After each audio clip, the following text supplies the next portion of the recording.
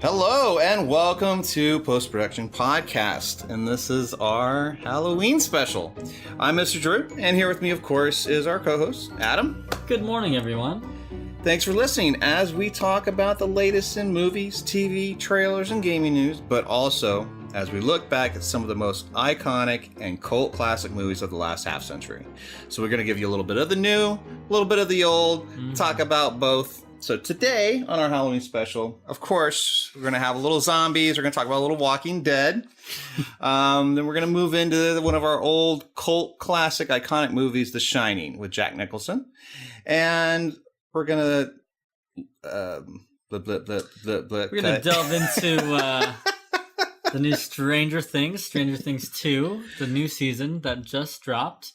We binged that, and we'll kind of discuss our thoughts on everything throughout that season and, you know, what we think about everything. So yeah, I did it again. I was going to say Strange Things, and then it was Stranger Things. No, Stranger. It's stranger than strange. Okay, so, Walking Dead. Where to start? Well, this is kind of a mini rant on our part, because we both kind of dropped off. Well, no, you still watch it, right? You still... yeah, I've kept up with it. I've watched it. I mean, I was fed up by last season. I was just like, every episode, I'm just like, okay, get on with it. It's the same thing over and over again. I mean, I love the character of Negan. Negan's fantastic. But just everything surrounding the show is like the same thing regurgitated over and over again. And it's like, yeah, come on, man. Yeah. The last episode that I saw was the first episode of season 7, where they kill Glenn and they kill Abraham. And I was like, okay, that was a good episode, you know, but then I don't think I watched anything after that. And, you know, I just would end up watching like recap videos of each episode.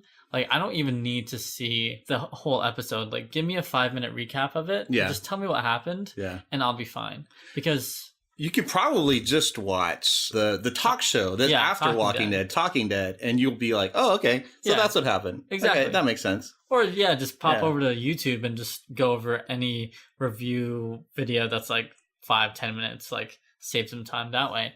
Like, there's nothing redeeming, or there's nothing that brings me to Walking Dead. Like, I feel like the acting is not there anymore. The talent isn't there. It's not, because they're doing the same things over and over again. There's no more character arcs. Yeah, there's nothing. There's no more character arcs. Yeah. You know, they've introduced a few new people. Okay, cool. And these people are fantastic.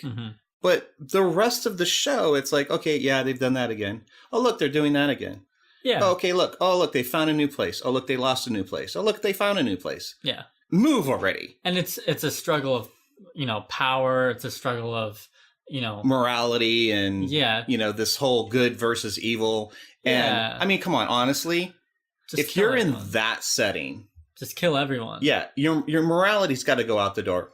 You know, you can think about children and rebuilding the world after you've cleaned it up, but you got to get dirty first. See, I think the show was going in a really good direction up until season, was it season 6? I don't even remember season 6. What was season 6? Oh, it was just very disappointing all around. Yeah, it was just nothing. It was a build up to Negan. Yeah. And then the end is where you finally see Negan. And then 7, it's a whole build up to All Out War. And I didn't even watch 7. But I feel like it was like nothing happened. They just went and found some new people, new groups. The Kingdom, you know, the Junkyard people, but nothing actually happened. Yeah. You know, they keep having these little fights with the saviors and stuff, but again, nothing really happens. And I think we had mentioned in the season premiere of this most recent season, season 8? Season 8, oh my God. Yeah. So apparently, like, there's a scene where they literally could have taken out Negan. Well... Yeah, I mean, you know, the show starts and you've got Rick and he's making this speech and he's being all whatever, and there's drama just dripping, just like the sweat that drips off him constantly. It's just, come on, really, you know. And then they build up this whole thing, and you're kind of trying to figure out what they're doing. So then they go to the compound with these cars and all this plating on the cars, and you're kind of trying to figure out still what they're going to do. And then they're behind the cars. Negan comes out of the complex, and they're like 30 yards away, if that, you know? And Negan's standing on an open balcony, open railing balcony, right? He's not like hiding behind a concrete wall. He's standing on an open balcony, and they decide to talk. Ridiculous. Even though he's, I told you already I'm going to kill you. That's Rick's thing. Exactly. But then we need to have a discussion. We need to build up this nonsense drama. And at the end of it, they start shooting. But for some reason, they forget how to shoot water, even though they fell out of the fucking boat. Pardon my French, but it's like, come on. How do you miss everyone that's standing in front of you when you've got automatic weapons and you're just spraying? I was like, come on already. Yeah. This is ridiculous. I don't know where this show could even go. I mean, they've almost caught up to the comics. So, I mean, they're moving at such a... Well, I'm not even going to say they're moving at a fast pace, because they're not. I think these last 2 seasons, they've slowed it down to a painfully slow pace that we're not really going anywhere, but it's for the sake of kind of stretching the story out so they don't catch up to the comics, because we're almost there. And so it's I haven't read any of the comics. Yeah, they're good. Yeah, it's actually a really good comic. I imagine they're probably way better than the series. Oh, absolutely. But I just wanted to watch the series. I just don't get it anymore. I don't understand the whole thing. I had mentioned this to you like last week or something, or no, a few days ago. I still think season 5 is the best season because they had so much to do. And unlike season 2 or season 3 or even 6 and 7 and now 8, they weren't staying in just one place. They were moving around, meeting new people, and they were like building on the story. Yeah. And, having these little mini adventures and but kind of getting into anymore. Different things. They don't have that anymore. It's just the same stuff. And how many times can I see someone like go and scavenge, kind of break off from the group and scavenge, or like, meet some bad person, have a fight, or have this kind of talk. Like, it's just all the same, and it's all like, just overdone. And there's no originality anymore. Like, that's what I think. I just think it's done. I think it's played out, and there's nothing really else you can do with this show. And so, they're talking about doing seasons and seasons of this. And also what I heard is that Fear the Walking Dead, that spin-off show, which I stopped watching. I couldn't get through the first season. Well, actually, apparently it's like way better than Walking Dead is right now. Well, because, imagine it's new characters and they're getting into new things. Yeah. Walking Dead it's so played out. Yeah. I tend to look at things, yes, it's a show, and yes, it's a sci-fi show in a way, and a fantasy show in a way, and there's no such thing as zombies, but I have a problem with not even a basis in reality as far as actions of people. Mm-hmm. And this is my specific point. At the end of last season, and the beginning of 7, we got introduced to this visceral, and that's like my favorite word now, I think, character, Negan, right? And he is exactly what you would find in that kind of in that kind of post-apocalyptic zombie, reality where, you need to make these hard choices, and you have to kill people, and you have to make examples, and you have to be able to do the things that the other person won't, and that's going to make them fear you. Yeah. And you can lead that way.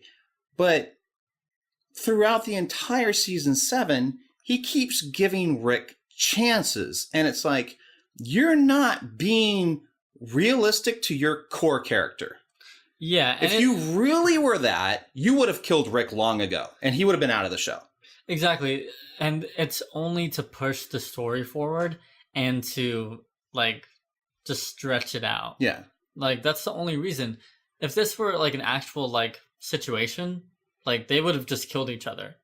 Like, but it's like, oh no, I like this kind of juxtaposition of you being the total opposite of me, and we have it's the kinda hero this and the Batman arch versus and the arch, Joker, the where, arch nemesis. yeah, like, you know, I wouldn't even be doing what I'm doing if I didn't have you. But we don't need that. Like, who cares? Yeah. I'm over it. Yeah. I can't do the morality issues with some of the characters anymore. I mean, Carol, I want to fight. I don't want to fight. I'm a badass. I'm not a badass. Same thing with Morgan. You know, Morgan, I'm zen. I'm not zen. I'm crazy. I'm not crazy. Yeah, we got their origin stories. Yeah, we got a little character background. We got a little flashback. But let's move on. Yeah, we just let's just get on with it. But basically, I'm basically over this show, and you know, if if anything changes, please let us know, because I'm not going to be watching it. So yeah, you know, I mean, give us your comments, give us your thoughts. If some of you are feeling the same thing, you know, share it with us. I mean, I know there's a lot of people out there. They're hyped. It's a fan thing. You know, they're all excited about, you know, the new season, but what are you excited about? What excites you about this show at this point in season 8? You know, because the way it looks is like they're going to drag out this conflict between Rick and Negan the entire season. Yeah. What the hell? Come on. And I bet you that it ends with neither of them dying. What I think is going to happen, and this is kind of a spoiler for the comics, is something that I heard was eventually, like, I think Rick has a chance to kill him. I think he, like, shoots him or kind of detains him, and instead of killing him, puts him in a jail cell. To what end? What for? Because that whole morality thing, it keeps creeping up on these characters. No matter how many people they kill, it's never the important ones. So they can kill like hundreds of people. But when it comes to Negan, that's when they will be like, oh no, I think we're done killing. Yeah. It's like, no, just kill the bad guy. Just kill him. I would rather have Negan kill Rick, and I would just watch Negan. Yeah. And I'd be like, yeah, man, let's show me something fun. Yeah. You know, this is going to get gritty. Yeah. Booyah. All right. But yeah, I think I'm going to do a couple more episodes. I'm going to kind of trudge through it. But at this point, I just feel like it's like a waste of my time. Yeah. I mean, I'm not spending any more time on this. Yeah. There's so many better things out there to watch. Yeah. There's so much content. Now, there's not enough time for all the content that's out there right now, I feel. Exactly. There's not enough time, and Walking Dead is so mediocre that it doesn't deserve my time, basically. Yeah. Yeah. Yeah, I feel the same way. Yeah. All right. So, give us your thoughts on that. Give us some comments if you love it, if you hate it, you agree with us, you don't agree with us. It's all good. Now, we both went back. Well, I went back and you watched for the first time, 1980, iconic, classic horror movie, The Shining. Oh, yeah. Yeah. I think you were kind of worried that I wasn't going to like it, but I loved it in multiple ways, and I'm really surprised that I haven't seen this really before. Yeah. And I kind of feel like I definitely should have seen this earlier on, but it's really right up my alley, because I'm not a huge like horror movie fan. I'm not a huge scary movie fan, right? And actually I think this was my first Stanley Kubrick movie as well. So this is my first introduction into him, and I've read a lot about his style of filmmaking and what he brings as a director and a writer, and he's very intriguing, like in theory, but I had never watched any of his stuff. But watching this, I really want to watch more of his films, just because his vision, it's so creative, and I love the kind of framing that he does. It's something that I really enjoyed watching throughout the whole movie.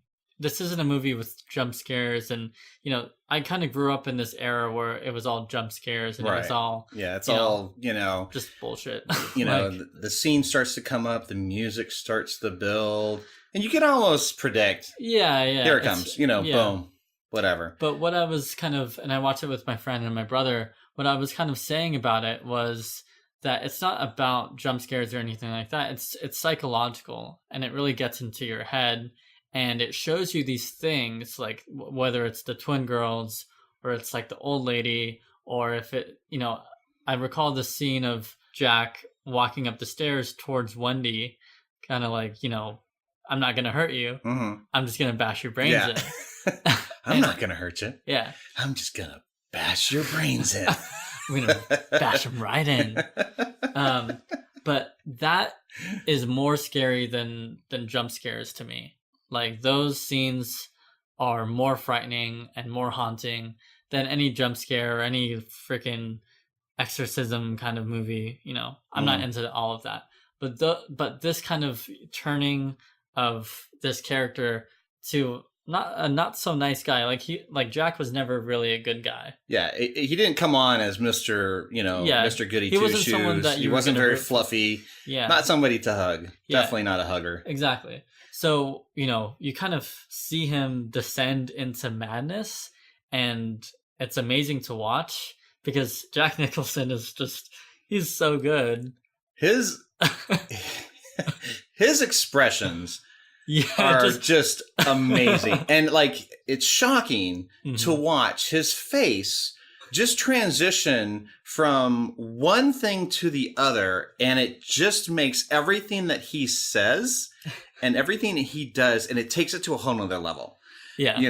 It's just his grin, his smile, those friggin' eyebrows. Those eyebrows are just... The arch of his eyebrows is just like, wow, dude. Like, I just keep waiting to see the tape that they do to get that arc out of him. For me, it was it was a little rough to watch. I watched it a couple times, a long time ago, of course. And then, this time watching it again, it was rough for me to watch because, my memories of this movie are different. I mean, of course, I watched it when I was a lot younger. Your perceptions are different. The way you view things is different. The way you analyze and process information is always different when you get older. Yeah. But, for me, what you said earlier, watching this character kind of descend into madness, I sort of looked at it like he was living a life that wasn't his. Yeah. Initially. That's, he was kind of trying to be this person and do this thing, which, it wasn't working for him. He gets to this place that he immediately has an affinity to, and he descends back to who he actually really is, how he really thinks, how he kind of really feels about things. When you sit down and you start talking to your bartender, you're not there to bullshit your bartender. Yeah. You're there to talk to your bartender because everything that comes out of your mouth is absolute truth. Yeah. And that's how you feel because your bartender's your sounding board. Yeah. So, for me, it was really interesting to watch him transition from scene to scene when he goes back to the bartender and he's just... He's so comfortable. He's so in his element. He's just happy as a clam, and then he goes back to Wendy, his wife, and then he's uncomfortable. Like his skin's crawling. He just wants to get out of there. He just wants to hurt her, kind of, he's done with the whole thing. Yeah. I love that transition of scenes. Yeah. Initially I got the impression that the hotel, there's something in him that it triggered, and it was kind of making him go crazy and go mad. And that's why this kind of happened. It wasn't until that final scene and that final shot where this idea of, this is kind of a reincarnated kind of evil spirit that may be coming back in the form of him. Mm-hmm. That was really interesting to me. Like, as soon as that happened, I was like, oh, okay. All right. Yeah. I just thought it was kind of a haunted hotel that kind of made people see things and whatever. And I think it is kind of that, but regarding Jack's character, I wasn't expecting that it was this reoccurring kind of evil that was reincarnating itself until I think the butler said something like, "You've always been the caretaker." Right. It's like, oh, okay. Yeah, okay. So... here's a question I have for you. Yes. So in the premise of the movie, we meet the head chef, who is played by Scatman. Where are we at? Scatman No, Scatman Crothers, right? Brilliant actor. Love everything that he's done in the past. So, so he immediately sees in the boy, that he has this thing called the Shining, which is what, we're probably assuming is some kind of, empathy, some kind of supernatural kind of power where he can see things, see ghosts, almost like a sixth sense, And then we have Jack, who, has this affinity with the hotel already, this kind of, spiritual connection. And he just descends into his kind of carnal nature. Yeah. And you get that on both those fronts, right? The kid can see it because he has the special ability. Mm-hmm. The chef can see it because he's, he has that special ability as well. And he sees it in the kid. Yeah. Jack's descending into his carnal nature. And that's why he sees all these things. Now, throughout most of the movie, Wendy doesn't see any of this because she's just a normal person. Yeah. But the interesting thing is at the very end, she starts to see things. Yeah. She sees these scenes, which one I would love for someone to explain to me. The bear costume. The butler. But it was like a bear rabbit mix thing. It was the oddest thing. And it wasn't the butler. It was a completely different character. No, it wasn't a butler, but it was some dude. Butler, it was a dude in a tux. Yeah, that was like lying on the ground. It was so funny because it was like, is this guy? Is somebody in a costume? And the ass was bare. Yeah, his ass was out, giving fellatio to a dude in a suit, and they both kind of like prop up, and they smile, and you're going, yeah, wait, what? Well, see. Well, the thing is, they don't even smile. Like, it's like this old white guy in a tux, and he kind of like sits up and looks at Wendy, and just like has this plain expression on his face, like, like, what do you want? Like, what do you want? Like, this is what's happening. Yeah, like, this is my bear bunny, bare-assed this is my furry friend. Like, what do you want? Why are you close the door?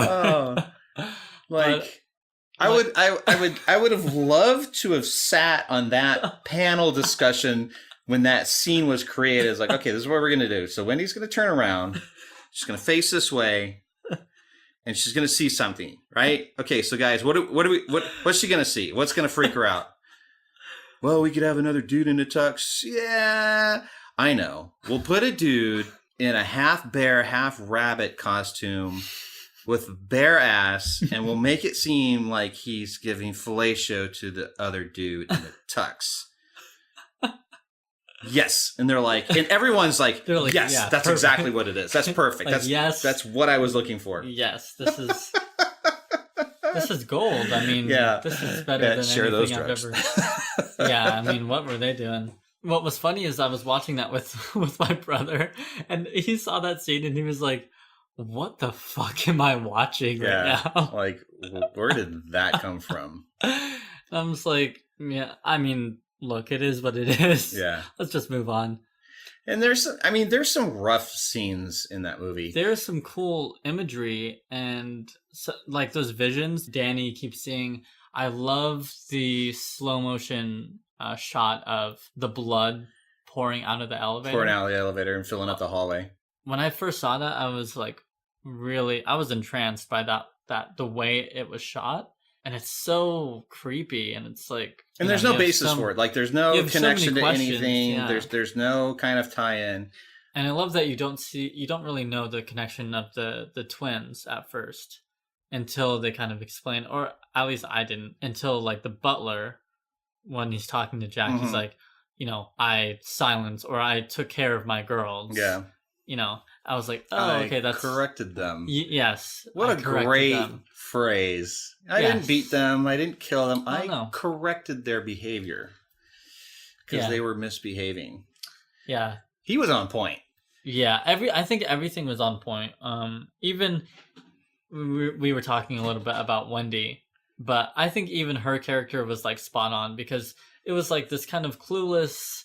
Southern kind of girl who there was nothing bad about her. There was nothing evil about her. She was just, she was a mother. She was a mother. She had the typical sort of naivety when it came to her husband and his actions. Yeah. I loved how she gave you this utter sense of her terror.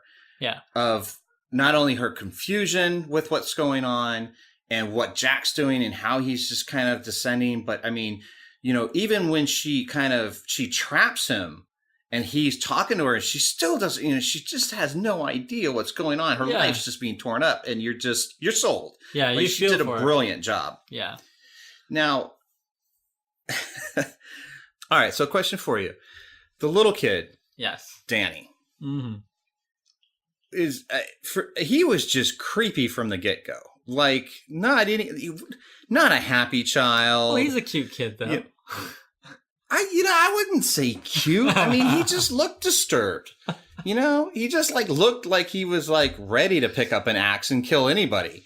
You know, whether he was like creaking his finger because he was talking like Tony. I mean, I didn't like that. No. I didn't get the finger thing.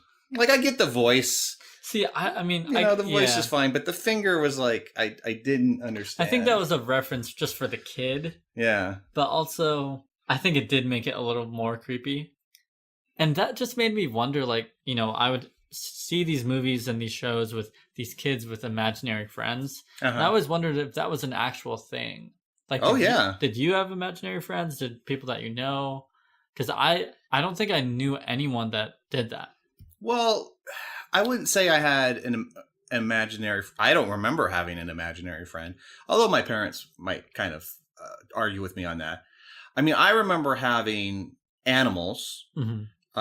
Like my earliest stuffed favorite animal was my ducky, which was this giant duck that actually looked more like Big Bird from Sesame Street, although he wasn't.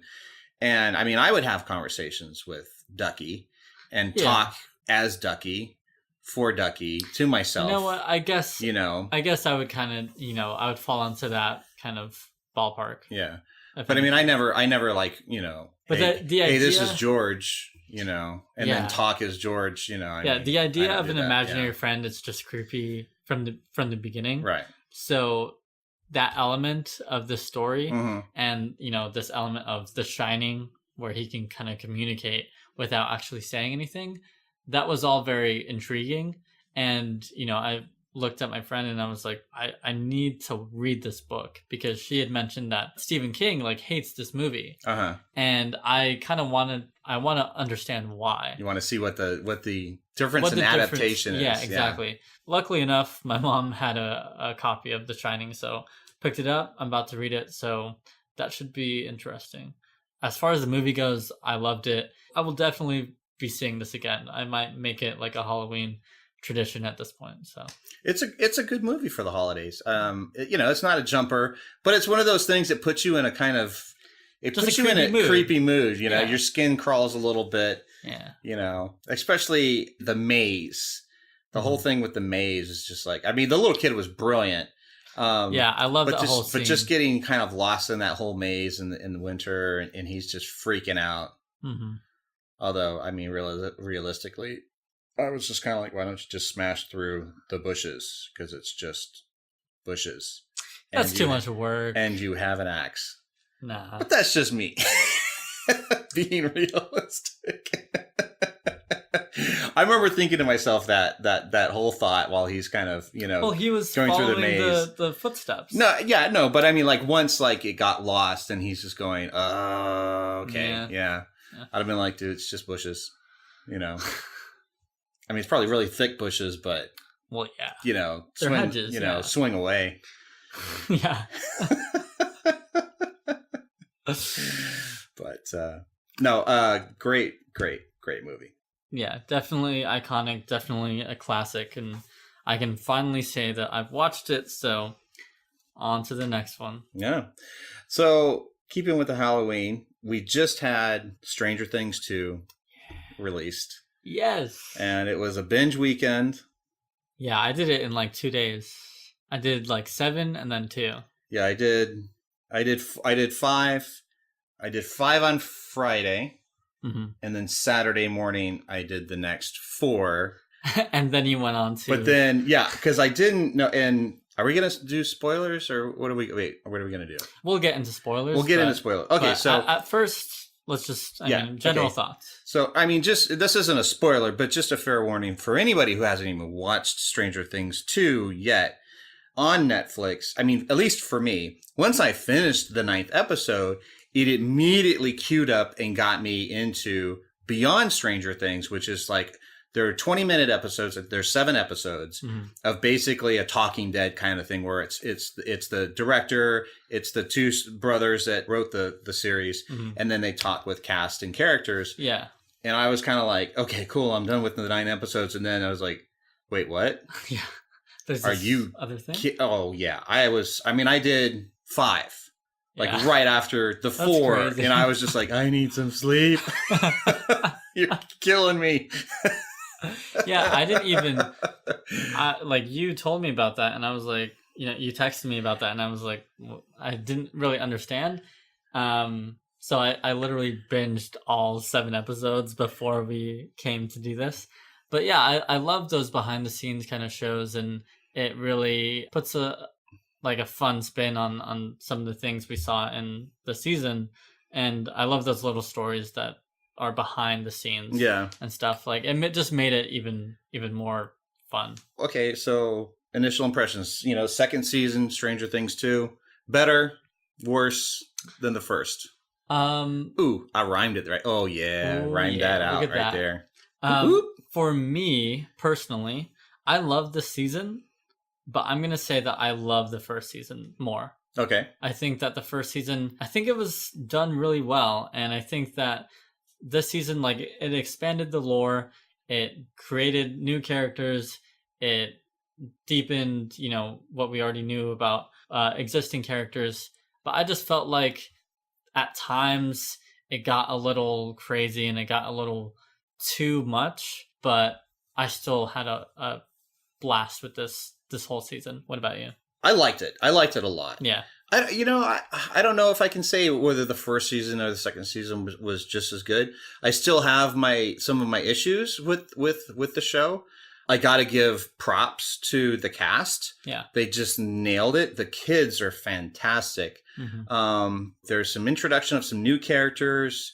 And these aren't, spoilers in any way, but we've got basically a new kid that kind of joins, Sadie Sink, who plays Max. Yeah. And she was just phenomenal. Yeah. Great casting on their part. Yeah, she was a really cool addition to the kids. Because, I think now we're kind of in spoilers. So, warning, spoilers, you've been warned. But she comes into the story, and of course 11 is gone. She's not in the group, so you kind of need this girl element to the group, and I think she really brought something special. And now we have this kind of love triangle between Lucas and Dustin and her. Yeah. And it was like really fun to watch, and those are the kinds of things that really make the story relatable, because we've all been there, as kids, with these little relationships and friendships and stuff. So the awkwardness and learning the mind of a woman. Exactly. Which never ever gets easier. You'll never figure it out. Yeah, that's a life spoiler, ladies, gentlemen. Okay. Yeah. If you think you figured it out, you're deluding yourself. Just one phrase. Happy wife, happy life. Okay. Inscribe it, plaque it, hang it up, look at it every day, and just live that credo, and you'll be fine. But with Max comes her stepbrother Billy, who I thought he did a great job. He brought the human antagonist to the story. Because, Steve Harrington, who was kind of like the protagonist and like the bully in the first season, we saw him really transition into like this kind of, he's in the group, and he's someone that they can trust and they can rely on. So that whole kind of antagonistic kind of bully, that a little bit more of an edge to the show kind of went away. So I love the fact that they brought in, I know I'm going to butcher this. Is it I think Dacre? It's either Dacker. I thought it was Dacker. Dacker Montgomery. Okay, Dacker Montgomery. Yeah. Who did a phenomenal job. I hated his hair. Okay, that's... I hated his hair. His hair is the worst hair of this whole series. It is the worst hair ever. In the history of ever.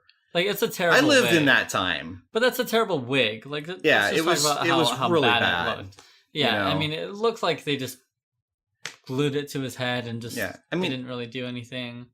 I don't know. If I showed up looking like that, I would get mercy. It didn't matter how sexy I was and how tight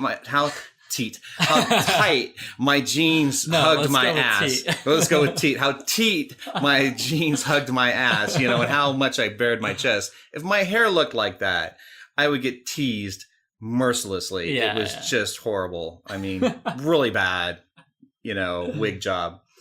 Other than that, he did a great job. Yeah, he plays this kind of sociopath, kind of crazy. You don't really know why he's crazy until one of the later episodes.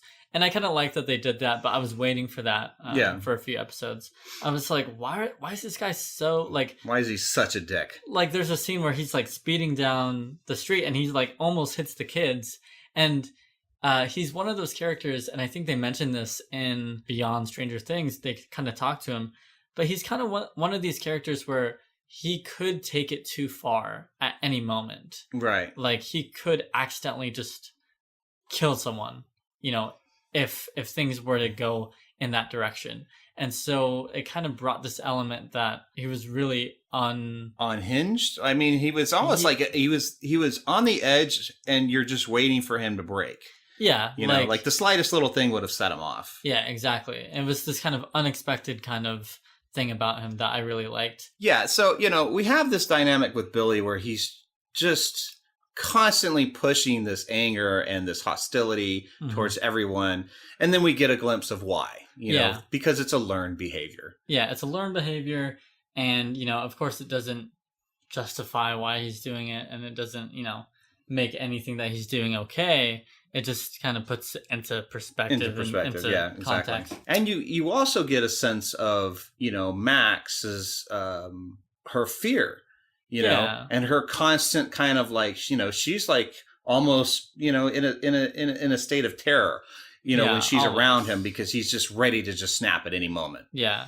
And you kind of see that because she acts this kind of tough kind of person, but when she's around him, like, he really gets to her. Yeah. And she has this really good scene with Lucas on the top of the bus where she just kind of like confesses all of this stuff, and like that scene is like a standout scene for her. I think in that moment I was like, okay, she is really, really good. Yeah. But then we have a few other characters, new characters. What's his name? Bob. Played by... So we have Sean Astin, who comes in as Bob Newby. Yes. Who is the perfect better half in the relationship, because he is dating Winona Ryder's character, Joyce Byers, who's the mom.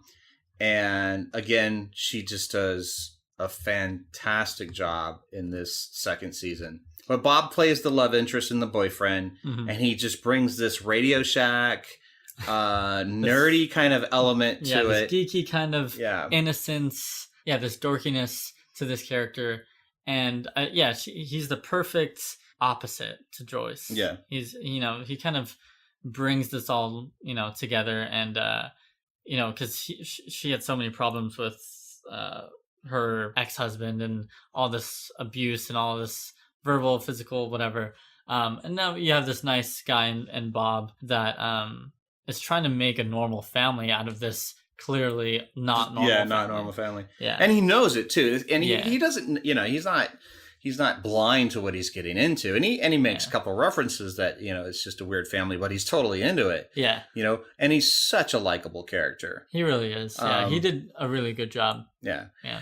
Yeah, and if you watch the Beyond Stranger Things kind of cast and crew episodes, they'll tie into this. But for those of you who have seen Sean Astin in Goonies, you'll get a couple of Easter eggs in the series, because he makes a couple of references, and you're like, oh yeah, that was totally Goonies. Yeah. Another new character was the doctor. The new doctor. Right. Paul Reiser. He's the head of Hawkins Lab now. And what were your thoughts on his character? Well, I haven't seen Paul Reiser in anything in a long time. Yeah. And, I had to kind of do a couple, kind of like a double take. I was like, that is Paul Reiser. Oh, okay. Yeah. All right. Gotcha. I liked him. I thought he did a great job. He walked that line between, I'm here to kind of help, but then at the same time, I still have an agenda. I have to kind of keep this secret. I have to keep this entity or whatever this thing that they have in the basement at bay. Yeah. Which we'll get into a minute, which I still have an issue with. Yeah. But as far as like returning characters, again, you mentioned the kids. The kids are amazing. Like in every single way, all of the kids are so well cast. Like it's amazing how they got these kids so young, and they've grown into even more amazing actors and people. I still think out of all of the kids, I mean, I could say good things about all of them, but I think the kid who plays Will, Noah Schnapp. I mean, he's gonna go far in life. I think he's gonna grow up and be a legitimate like movie star. Because if he keeps with it, I know a lot of these young kid actors, they kind of get that early taste of what the industry's about, and then they're like, nah, I want to have a normal life. But seeing him on like Beyond Stranger Things, you could tell that he really studied.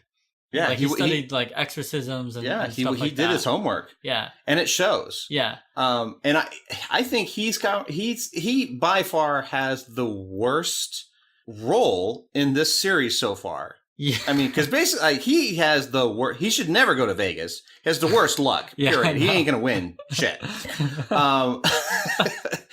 But I mean, he just goes from one extreme tragedy to the other, and you're just going, man, when is this kid gonna get a break? Yeah, and hopefully that break comes in season 3. But I like the progression of his character. I think out of everyone, I think they took his character to a good place, like to the right place. Right. Don't know if I could say the same thing about other characters, but the tease that we got in the finale of last season, where he coughs up this slug thing, and which we're going to talk about. Yeah, we're going to talk about.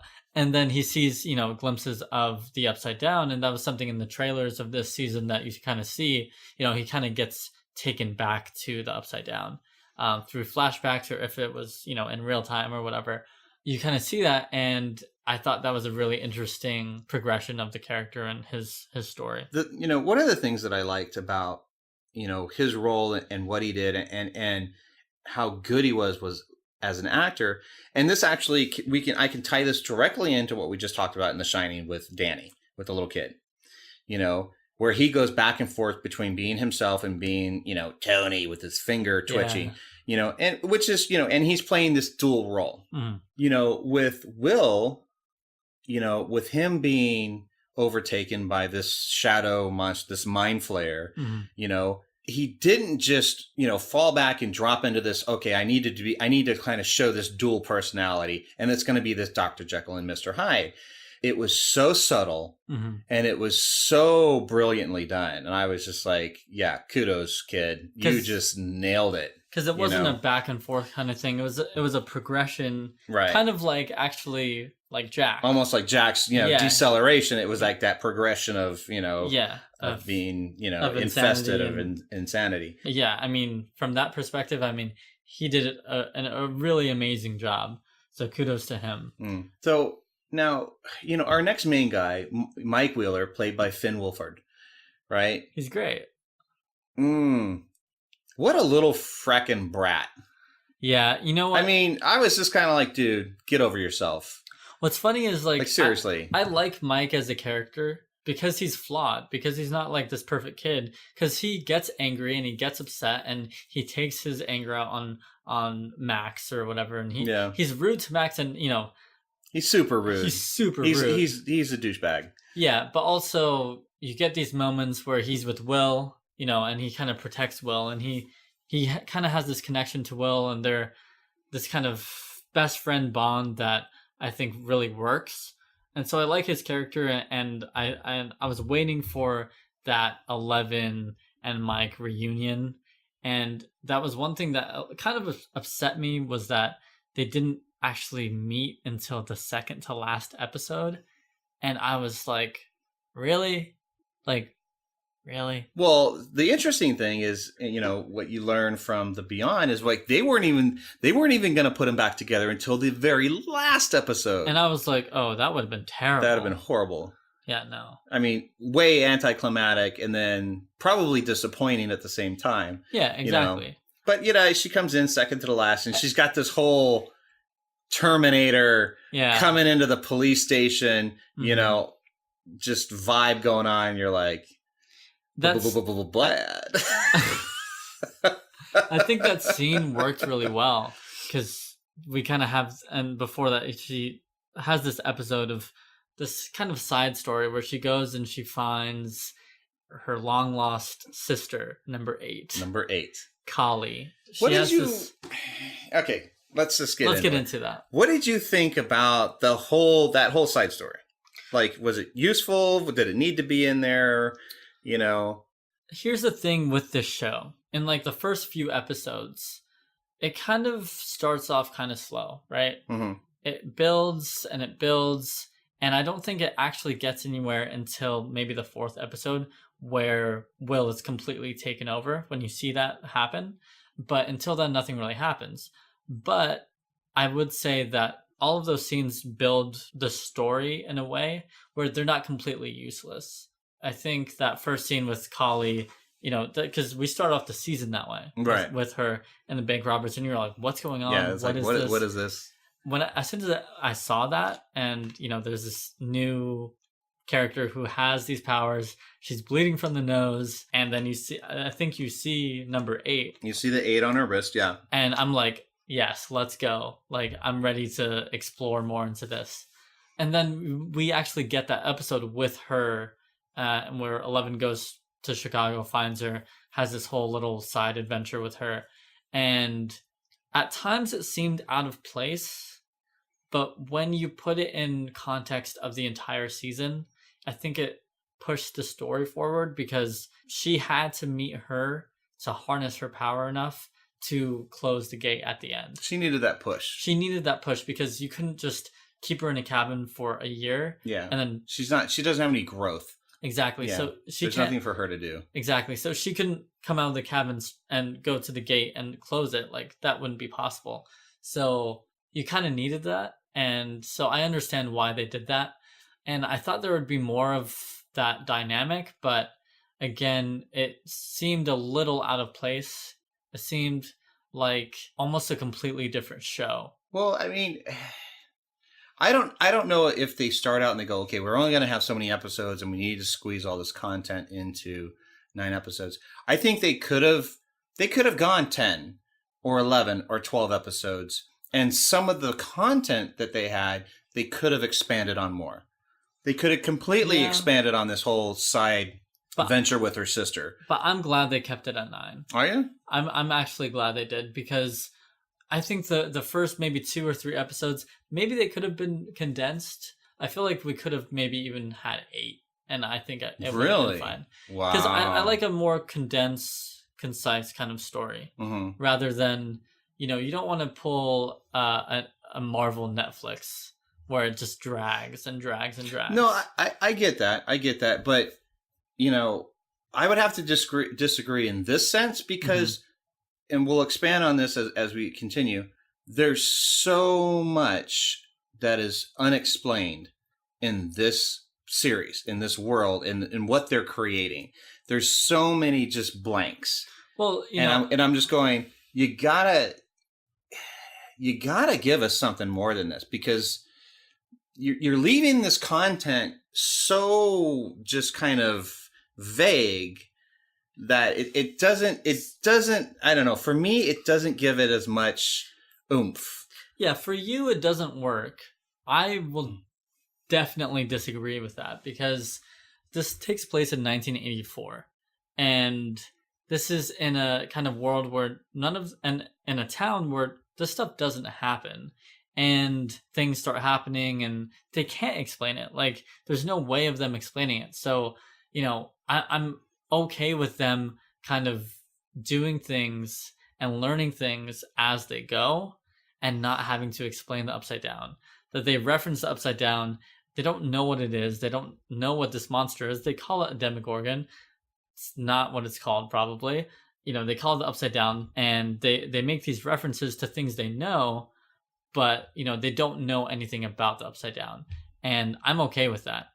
I'm okay with this kind of mystery that surrounds it.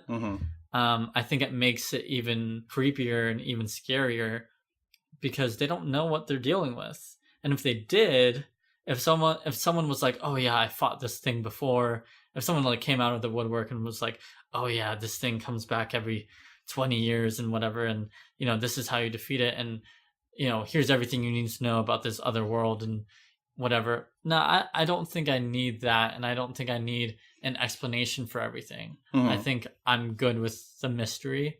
And that's actually one thing that I think I loved about season 1 was that they grounded it really well, and you really get glimpses of the upside down. You don't really, I think they go way more into the upside down in this one, but you kind of see that there's like this, in the first season it was just one monster, and that's really all you had to worry about. Now it's like expanded to this whole thing, and they cranked up the whole thing to 11. And well, look, that was a pun that was definitely unintended. Come on, that was intended. Sure was. Man, that was definitely.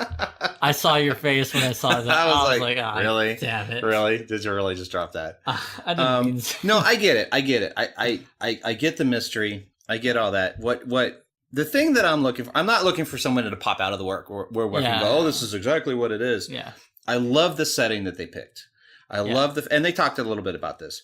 I love the fact that you don't have the technology to really just kind of explain this right away. If it was, and I completely agree with what they said in Beyond Stranger Things. If you were to do this kind of story in present day, it wouldn't work. It wouldn't work at all. It wouldn't work at all.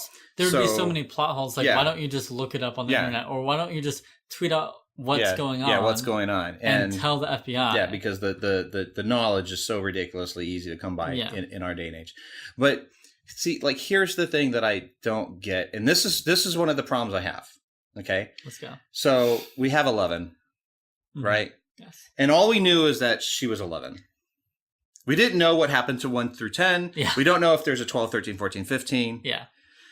We don't really know what was, like, what were they doing with 11? What made 11 so special? And how did 11 tie into the void and the upside down world? There's no kind of like what were they testing? What were they trying? What was their beginning game? Like, what's their end game? Yeah. What the experiment had to start in one way. Were we trying to get kids to be telekinetic? Were we trying to like unlock, these powers of the mind?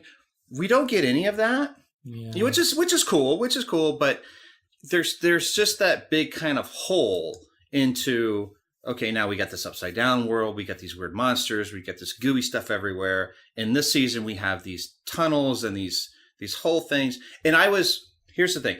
I was good with the tunnels. I was good with the, in the basement they had like the one rift and they got the vines and stuff, and I was like, okay, cool, but then the vines are kind of going underneath. I was not cool with, now all of a sudden there's a giant hole in the basement and they're going down 40 stories because the rift is now 40 stories tall. And I'm going, yeah, how did you miss that? Like, with all of the contraptions in your thing of energy readings and this is spiking, how did you miss a 40-foot rift underneath your ass? That I was kind of like, wait, what? No, you're talking about the lab, right? Yeah, the gate in the lab. Okay. Yeah. Like, I would have been cool if, it was the original rift and then the rift was digging underneath and then expanding that way. I'd have been like, okay, that makes sense. But this thing was massive. And I'm going, okay, whatever. Cool, whatnot. But now we have the introduction of number 8. So now we're going, okay, where's 9 and 10? What happened to 9 and 10? Are we going to see 9 and 10? Yeah, I was actually surprised. Is there going to be a 1 through 7? Yeah, I was surprised that they went with 8. Yeah. I was like, why couldn't she just be 10? And then you could just say that all the rest died. And this is the only other survivor. Yeah. Or I don't know, but whatever. They went with 8. I mean, it gives them some kind of some leeway and some room to definitely breathe. some possibilities to kind of branch out, Yeah. which is cool. But okay, so at the end of season 1, Will's in the bathroom. He's feeling something kind of a little queasy, right? He looks in the mirror and then he coughs up this giant lung cookie, right? This slug. And I don't, okay, so now, they don't explain it. They don't say specifically what it is. They hint at it, but they don't specifically say what it is. But my initial kind of reaction was, okay, so this slug turns out to be what ends up in Dustin's trash can. Yeah. What they call him? Dart. Yeah, right? D'Artagnan, right. So then, he comes out of the trash can, he puts him in his thing, and now he's starting to raise him, blah, blah, blah, blah, blah. Okay, so now Dart goes from a slug, gains an inch in a year, but grows exponentially to a demidog in the next 2 days, right? Or day. Okay, Okay, so but then maybe the slug got flushed down and that became the tentacle tunnels. Well, see, so yeah, I mean, he calls the demodog D'Artagnan at the end, right? So it definitely was D'Artagnan who he was talking to, right? So he definitely he was the slug who grew into that little thing that was in the trash can.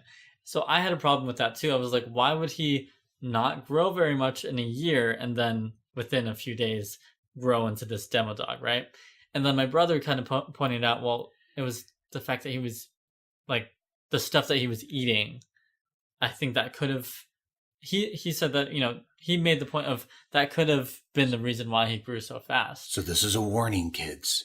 If you eat Three Musketeers, you're going to get fat. Exactly. Fast. Very fast. Stay away from the nougat. Stay away from the nougat. What? Okay. What? Okay. It's a Three Musketeers bar. Yeah. Why is it called nougat? Nougat is the stuff inside. The fluffy. Yeah, that stuff inside. That's nougat. That's nougat. That's like in Snickers. That's in like a whole bunch of stuff. There's no nougat in Snickers. It's caramel and peanuts. There's nougat in something. No. Snickers does have nougat. Really? I'm like almost positive. You learn something new every day. But like Three Musketeers, it's like just straight nougat covered in chocolate. That's what Three Musketeers is. Oh. But anyway, so D'Artagnan grows in this, and that's one of those things that I kind of have a problem with, but I'm okay with it. In the end, I'm just like, you know what, whatever. But those are those things that I was talking about where you kind of paint yourself into a corner when you do these things, when you expand the lore so much, and all of a sudden you have the slug that grows, and now it's a demo dog. But where'd the other dogs come from? Yeah, and there were like hundreds of demo dogs, but it's like, where did they come from? Where'd they come from? There was one. Why are they all growing at now this rate? There's a bunch. I mean, I'm assuming they came from the 40-foot rift in the side of the whatever. They did, but also they kept saying, because he kept shedding his skin and growing, right? And even when they had seen him as a demo dog, they were like, he's gonna shed again and grow bigger. And I assume that they were thinking that he would grow into a full-size Demogorgon, like original first season Demogorgon. I thought they were going to go that way, but they were just demo dogs. They just turned into dogs, and it turned into zombie dog apocalypse. You know what this whole thing kind of reminded me of was Alien, because in Alien, especially in Alien Covenant, there's like different versions of these aliens. Some are more like human-like. Well, I mean, the basis of the xenomorph is that it takes on the characteristics of its host. Yeah, so some are more like dog-like. So some are dog-like and animal-like or human-like. So they kind of remind me Predator-like. Yeah, because you have the Demogorgon, and then you have the demo dogs and whatever. And the first time we see the little D'Artagnan, and he makes this kind of like weird sound, I was like, that literally reminds me of like when the chestburster first comes out of him and he kind of makes the squeal and then runs off. And then runs off. Yeah, it kind of reminded me of that. Speaking of which, like special effects, let's talk about that a little bit. they really like cranked it up in this season as well. Well, I mean, I think they had to. yeah, they had to, and it was interesting because they had talked about it a little bit as well. Yeah. In the Beyond, where they had, I think they said they had one guy that was working part-time in season 1. Season 1 on the special effects, because they did a lot of the practical effects, yeah. right? And then in this one, they're just like, yeah, there's no way we can do the practical effects. We just have to do the special effects, and they got a whole crew on. And I thought they did a fantastic job. I think some looked better than others. Like the first time we see D'Artagnan, like when he first puts him in the cage, I mean, I was like, whoa, that looks completely real. But when they start getting bigger and whatever, it really switched from scene to scene, the quality of the CGI. Of it, yeah. And it was kind of, I wish it was a little more consistent, but but you know, what can you do? Okay, so here's the question. Did you like the type of creature it was? You know, like the fly trap kind of the flower head that opens up with the maw and all the teeth. I do like that design. I like that design from the first one. I like the design of the mouth and how it kind of opens up. And the fact that they did kind of this dog-like version of it was interesting. But, I mean, it's not the most creative, and it's not the most scary, and it's not... I think they needed to make it a Stranger Things kind of thing. Right. Where it's not too much like anything else. That it's original in its own way. So, this is where I'm confused. With the kind of... With the creature concept. I'll say creature concept of the movie. Okay? You know, we have our reality, now we have the upside down world. And it kind of seems that this upside down world is overrun and overtaken by an invasive plant type of species. You know, it all has to do with vines and these tentacles kind of everywhere, this vine system, these creepers, you know, even the Demogorgon and the Demo dogs have this kind of this big maw that opens up that's plant-like. You know, it's plant-like. It has plant-like characteristics. When they're down in the tunnels, the vines are grasping and everything. You know, whatever those things are on the wall and the ceiling that puff out. I'm assuming the weird shit floating in the air. It could be pollen or whatever. You don't really know what it is. That ash, but kind of that's a complete plant theme. I'm like, okay, cool. I get it. I get it. I like it. It's going the same way. It's all going in. And then they introduce this shadow thing, this smoky mind flayer thing, and I'm like, okay, now you lost me. Yeah, I mean, okay, so I'd have been sold. If it was solid, if it was a solid mass. And it was more plant-like, you know, and it kept with that whole theme. But they kind of went into this smoky thing, and I'm like, I don't. Yeah, so... I guess it's easier to possess somebody when you're smoked, but... Like, I just didn't... It didn't... With me, it didn't fit. Yeah, it really didn't fit. I totally get that. And I actually had a little bit of a problem with that design of that huge monster thing. Because they show it a few times... And there's no real detail to it. And I think maybe, is it because it's a shadow monster and it doesn't need a solid body? Or I just felt like it looked like a huge black thing. Yeah. And it kind of had this kind of weird shaped head, but there was nothing else to it. The legs were basically just, it literally looked like a drawing, like a kid's drawing come to life. Basically, it looked like a stuffed animal or something like that. It looked like so basic. Looked like a really bad Halloween spider. Yeah, it didn't but see, have that design that like a Demogorgon or something. Now, when I saw the trailers and the sneak peeks and all that other stuff, and they give you this glimpse of this thing, and every time they gave you this glimpse of this shadow monster, you didn't know it was shadow. All you saw that it was... There was smoke and there's clouds, and then it gets lit. It gets backlit by the lightning and everything else going on. And you see this giant kind of multi-layered creature, and I'm going, okay, right on, man. This is cool. Like this big kind of spidery kind of thing. Yeah. And, you know, this is one of those kind of those instances where less is more. You know, the less you show, the more creepier, the more intense, the more... scarier this thing becomes. Yeah. I would have been fine if they really never kind of gave us the fact that it's like this shadow monster. If they had kept it concealed and kept it in the shadows, and I don't know exactly how they would have played the whole scene with Will getting, possessed by this thing. Yeah. But I think they really fell short on that opportunity, if that makes sense. Yeah. Yeah, I mean, and I think to your point, the design of that creature, I think they kind of had a missed opportunity, because I like the whole possessing and everything like that, but also, why does it have to be a huge monster?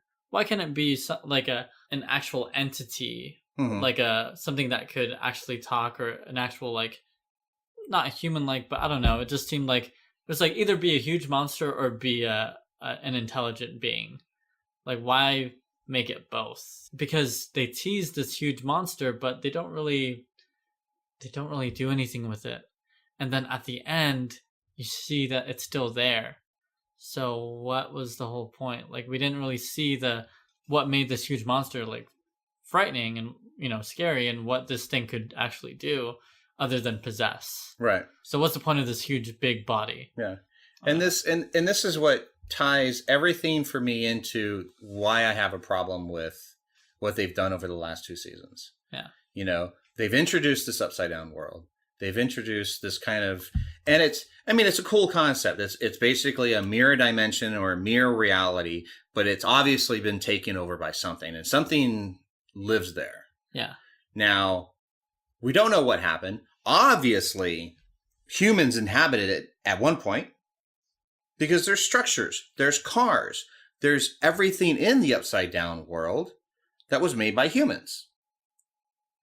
It's all there. Just like the very last scene, the big shadow monster is over the gym where they're having the snowball, and there's cars parked out front, covered in vines and tentacles and things like that. What I think it is it's more of it's not literally upside down, right? That's just kind of a visualization of how they portray it. But I think what it actually is they do that whole upside down kind of thing, and they play with that concept, but it's not actually physically upside down. Like, it's kind of living within the world.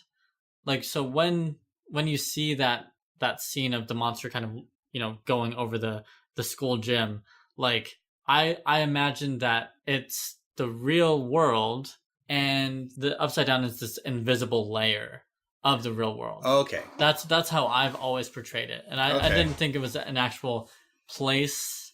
Like, I believe that, they were actually in, their buildings and their town and whatever.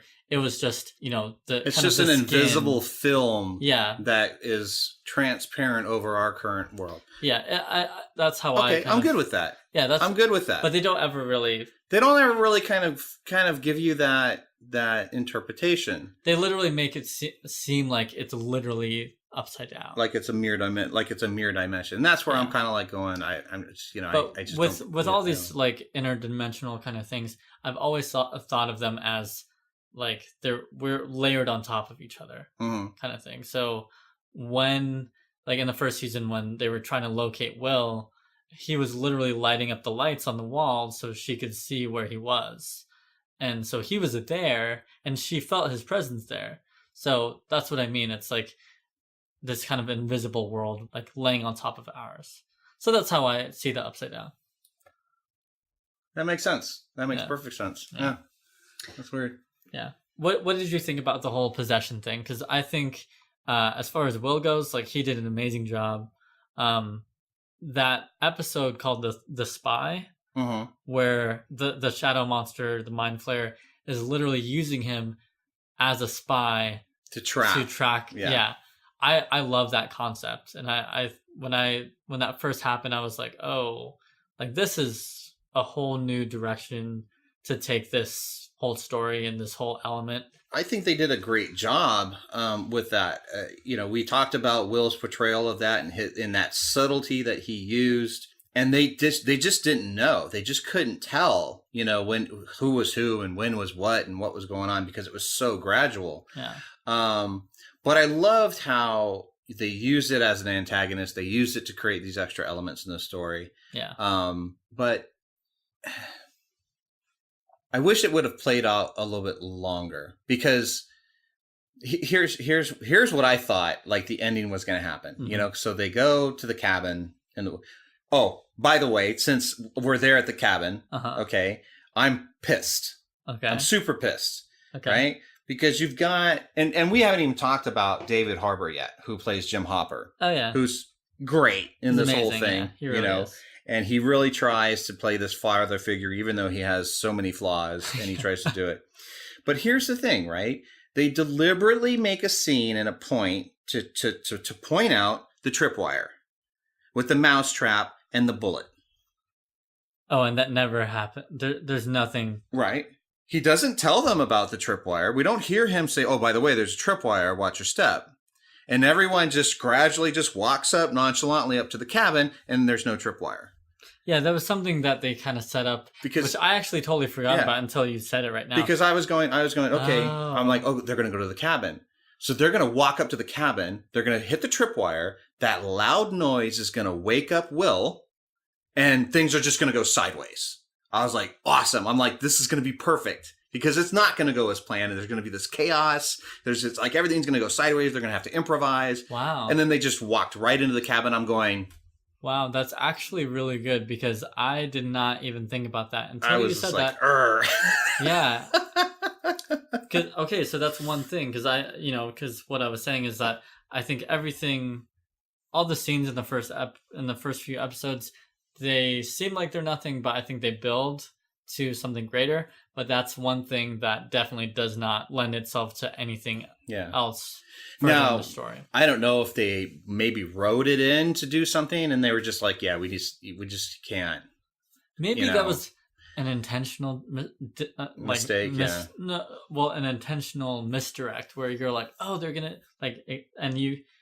Let's just say theoretically that they put that in so people could be like, "Oh, there's going to be something with the tripwire later," and then it doesn't happen. Do it. Maybe that's a misdirect, so it keeps you on your toes, so you're not actually a double misdirect, a misdirect to misdirect you bastards. But also, that's probably not what happened. They probably totally forgot about that.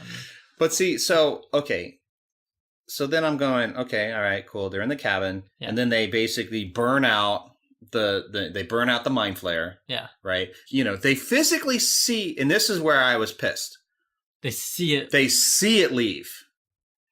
And I'm going, nobody saw it enter. Now, maybe it's just that transition between layers. That's cool, fine. But I'm like, okay, they saw it leave. It flies out of the cabin. And who goes running after it?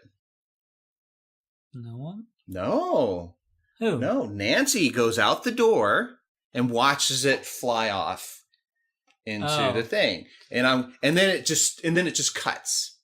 Right? You see them and they're hugging and everything and you're like, "Where's Nancy?" That was a very And I'm going, "Oh, yes. Yes, possess Nancy." Yeah. Fly into Nancy and just sit there and cook for a little while. Yeah. And then play the long game. Yeah, exactly. And I was like, "Please do that." And tease it at the very end. Now, we don't know if that's what happened. We don't know if that's what happened, but also I don't think that is what happened. And that's something that it was a very Harry Potter moment, that smoke monster that came out. Yeah. To be Voldemort honest, gas. Yeah, exactly. It was a Death Eater inside of him. But that was one thing that, I agree with. Like, no one saw it enter him. And actually that scene where he first gets possessed, I love that whole build up because he talks about these nightmares and he can't really explain to everyone else what these visions are. Yeah. He kind of has to call them nightmares. And so Bob takes this as, oh, they're literally nightmares of this monster that, he doesn't actually know what happened to Will. So he takes it as a literal nightmare and this fictional monster that he's seeing in his dreams, right? So he's like, I had the same thing when I was a kid. and there was this clown, and he would terrorize me every night until the day where I just stood up and I said, stop, like, go away, go away. Face my fears. Yeah, and he just went away, and it was, perfectly fine. Easy peasy, he said. And, you see these wheels turning in Will's head, and, he's like, I like the idea of doing that and getting rid of this once and for all. So, you know what? I'm going to try it. And he does, and it totally backfires. Worst advice it's the worst ever. advice Yeah. ever. And I love that. And that's, I think, the end of the third or fourth episode. And that's where it really kicks in for me. And when that moment happened where he's getting possessed and the shadow monster is all around him, like I had really high hopes for the show at that point. But yeah, I think overall the shadow monster might be a little disappointing looking back at everything. But we'll see where it goes in season 3. Another thing is, like, these kids are getting so old so fast. Yeah, they are. And one thing, and maybe you guys know, but in a film, things are not filmed in order. They're filmed according to location and scheduling and all the stuff. So a scene from the second episode might be filmed last. And so there's this one part where I think Mike, they're all in like the AV room, and Mike, he grew like 6 inches. Yeah. And then the next episode, he's back to looking like he's a short. baby. Yeah, he's short and again. it's kind of funny, but you kind of have to let it go because that's just a normal part of life. Yeah. And you can't really get around that, but I definitely noticed that. Well, you can CGI cut out his middle a little bit. I kind of guess, shrink him. But then it's just too much. Budget, it's too much work to mesh the shirt back together. But like, I think this, and this is the problem that's gonna arise with the third season, is they tease this. The shadow monster is still there, it's lurking, and it's ready to pounce at any moment. But these kids are getting so old, so by the time they film the next season, they're all going to be really old. So I think they're going to go into high school. Well, yeah, but you can't explain why nothing has happened in the because next there's few no years. gate. I guess there's no 40-foot gate. Maybe okay. There's no giant tear in the ass end of this complex. But you know what? Because the gate was still open. Well, yeah, but and yeah, you're right. It's closed, and so yeah, there's no room for anyone to get into the real world. But also there is, because all throughout season 1, like in multiple places, like Will's little shed in the back where the Demogorgon initially takes him. Mm-hmm. Later in the first season, you see Nancy and Jonathan. They go into the woods and they actually go into the Upside Down through like a tree. Yeah. So there are other ways of going to the Upside Down, and we know that, right? So I just don't see how you can really explain. If you do pick it up like 2-3 years later when they're in high school or something like that, you can't explain to me why nothing has happened. Nothing has happened. And so that's the problem that arises with the kids' age and the story and how it all ended in this last season. I just don't know how what they're gonna do from here. So I'm just intrigued. Well, it'll be surprising. Yeah, I'm sure they have an idea how well it's going to kind of transition into the series. We'll see. Yeah. The final kind of, we had this triangle of love interest between Dustin and Lucas and the new character Max. But then we finally got the two lovebirds together, Nancy and Jonathan. Yeah. I like how they did that. I like how they did that, and I was waiting for that because at the end of season 1, she ends up with Steve, and I was like, well, what are you doing? It doesn't make any sense. Yeah. Clearly, Jonathan is the one that cares about you, and you had this connection with him, and he beat Steve up for you, and you clearly had this connection, so why are you still with Steve? But they addressed that like right away in this one, yeah, where she clearly is not in love with him, and he's he turned, you know, from season 1 from this antagonist to this, you know, person that you want to root for. But yeah, I'm glad that they finally went into the whole Got them two Nancy together. and Jonathan thing. So we had the two lovebirds get together. That was cool. And then the way that they did it, you know, as they went and they met this conspiracy guy who is Murray Bauman, played by Brett Gelman, who plays this great conspiracy guy. He thinks it's this whole Soviet conspiracy and this takeover. I loved how they brought him in. I loved his character. Mm-hmm. The only thing I didn't like about it, which kind of, it was just, for me, it was just too similar, is it reminded me of the really annoying conspiracy guy from the Transformer movies. You know, look, I stopped watching those, so and I think people, you know, will kind of get where I'm going with this, because he's just like this way over eccentric conspiracy guy. But it's like, I get that, but why do you have to put him in a robe and skimmies? You know, he can be a regular dude, dressed like a regular dude, you know, in a clean house. He's weird, man. You know, they got to make him weird, man. Okay, so any of you conspiracy theory people, you have to be weird. Okay, yeah. You have to live in a house that is full of stuff that no normal person would need. You have to walk around in a wife beater and a dirty robe. And drink vodka. Yeah. Watered down vodka. I know, what it was. But no, I love the scene when, you know, he just kind of like spelled it out. He's like, dude, I can read the both of you. Yeah, he's like, you know, he's like, just do it already. Just get together already. You know, here's some liquor. There's a room. Yeah. You know, just cut the bullshit. Just leave the deposit on the side of the table. You know. Yeah. Wait, no, that's kind of wrong.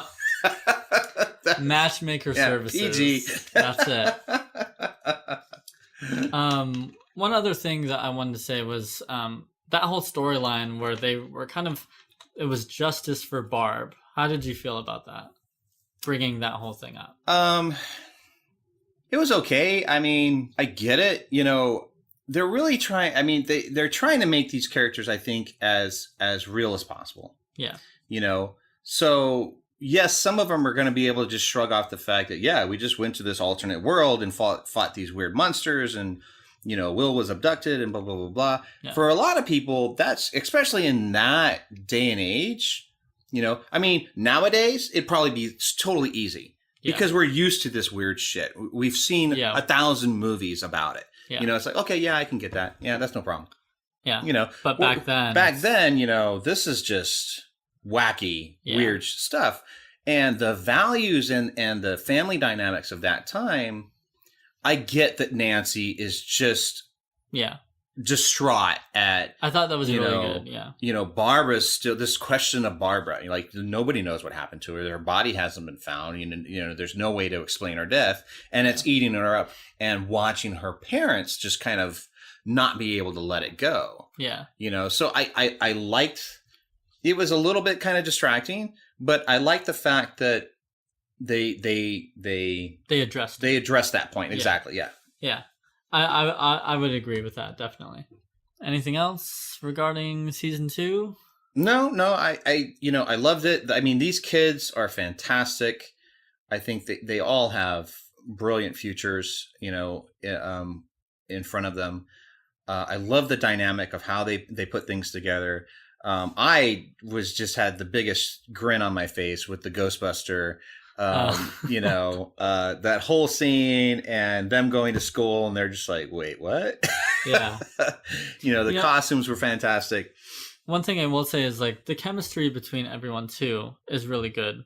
They talked about Gaten Matarazzo, who plays Dustin, with Steve Harrington. That pairing was kind of an unexpected kind of thing that happened, but I think it worked really well. It did work really, really good, you know? Yeah, all of the things like Eleven and Hopper, I love the fact that Hopper is now her legal guardian. She's now Jane Hopper, which I thought was a nice touch. I mean, speaking of 11, Millie Bobby Brown is great in this role. Yeah. I had some initial issues. I couldn't, I just, the hair.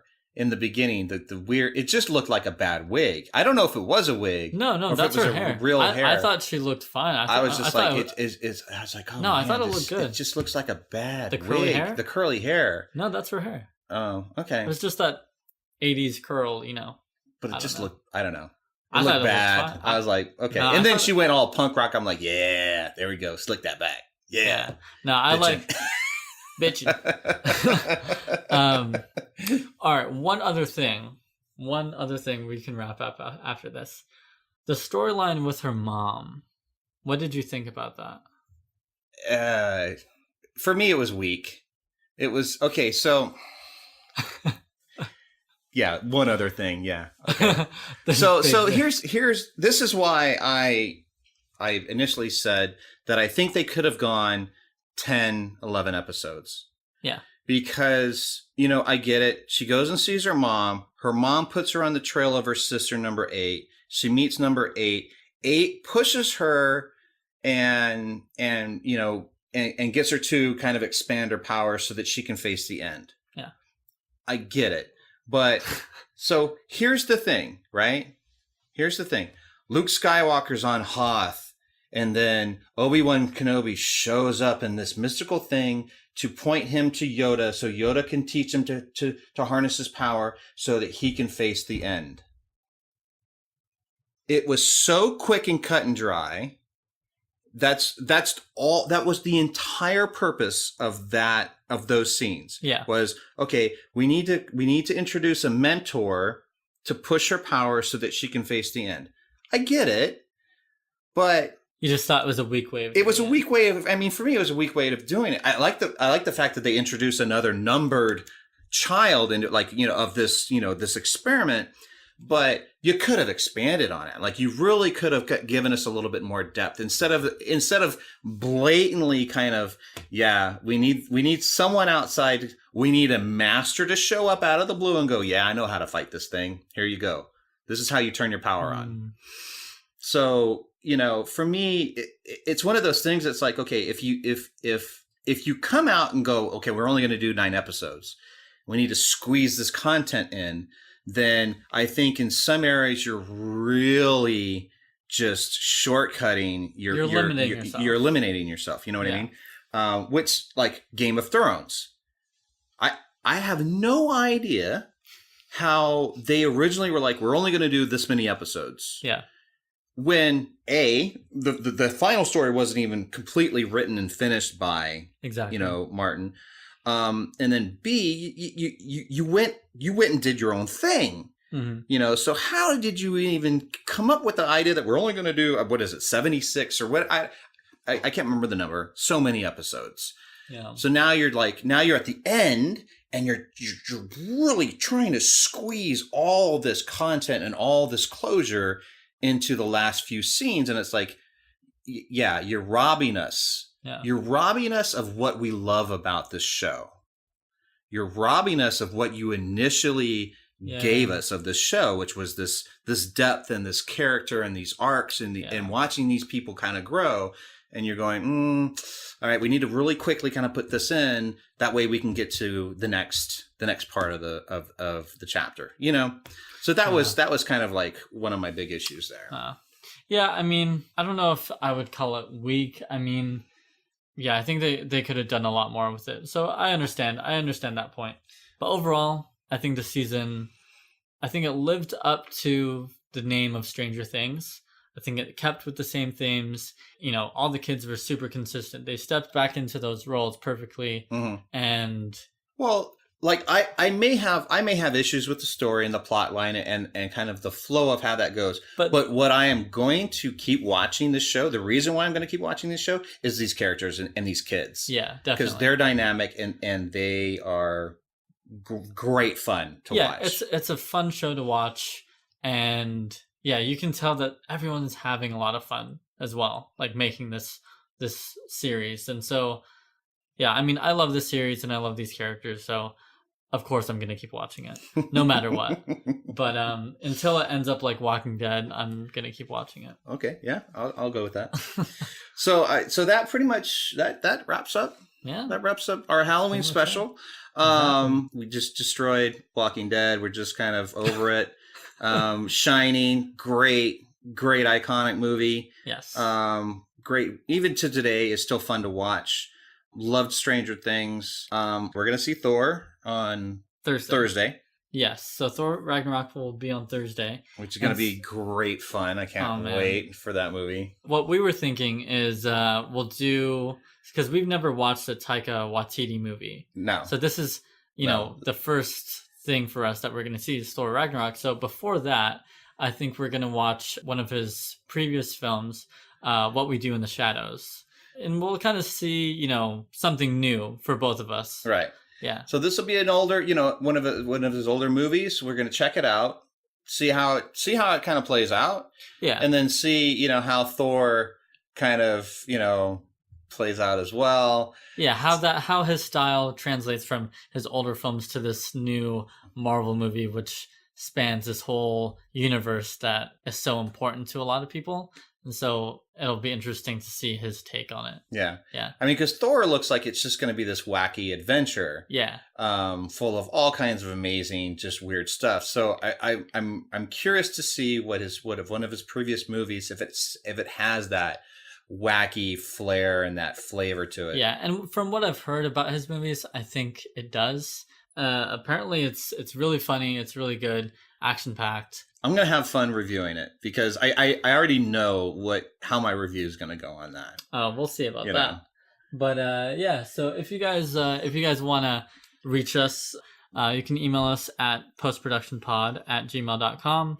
We're also on Twitter, Instagram as well. Make sure to subscribe on iTunes and leave a review. Tell a friend. We appreciate all of that. Yeah, hit that like button. If there's a like button, you better click it. If you see a thumb that's up, you know, clicky. But if you have any suggestions for iconic movies, if there's something that you'd love from, you know, one of the past half-century movies, you know, from the 70s, 80s, 90s, something you think is the most fun thing to watch, give us your suggestions. You know, we're here to have fun. But yeah, that's basically it. So that's episode 4 of Post Production. I'm Adam. I am Mr. Drew. And we will see you next week. Moving right along. The Muppet movie. Have you seen the original? No, we discussed this. Oh my God, 4 times.